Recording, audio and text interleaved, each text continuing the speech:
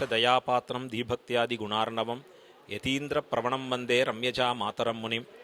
மணவாள மாமனிகள் போர உகந்த பொனடிக்கால் ஜீயர் வானமாமலை மடம், அதில் 31வது பட்டம் சுவாமி ஸ்ரீமத் பரமஹம்சேத்தியாதியாக இருக்கக்கூடிய மதுரவி ராமானுஜீயர் சுவாமியுடைய சதாபிஷேக மகோத்சவம் விமரிசையாக கொண்டாடப்படுகிறது வானமாமலை திவ்யதேசத்திலே.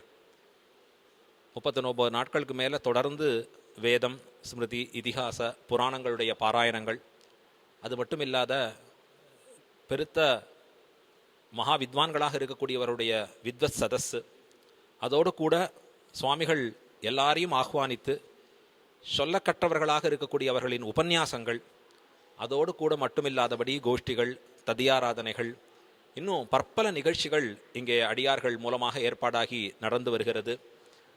அனாகுதி அத்வரம் கச்சேத் என்று சாஸ்திரம் சொல்லுகிறது. நமக்கு ஒரு பெரிய விழா ஒரு ஊரே நடக்கிறது என்று சொன்னால் அது மகத்தான கைங்கரியமாக இருக்கிறச்சே அதில் அழைக்காமலேயே நாம் எல்லாம் பங்கு கொள்ள வேண்டும் அப்படின்னு சாஸ்திரம் சொல்லி கொடுத்துருக்கு. அதை போல நாம் எல்லாரும் மணவாள மாமனிகளுடைய திருவடி சம்பந்தம், பெரிய பெருமாளின் திருவடி சம்பந்தம், இதை உணர்ந்தவர்கள் எல்லாருமாக இந்த வானமாமலை தேவதேசத்துக்கு எழுந்தருளி சுவாமியினுடைய சதாபிஷேக மகோத்சவத்திலே கலந்து கொண்டு நாமும் உய்வதற்குண்டான பயனை பெற வேண்டும் என்று அடியார்கள் திறத்திலே பிரார்த்தித்து மகிழ்கிறேன். ஸ்ரீமதே ராமானுஜாய நமஹ.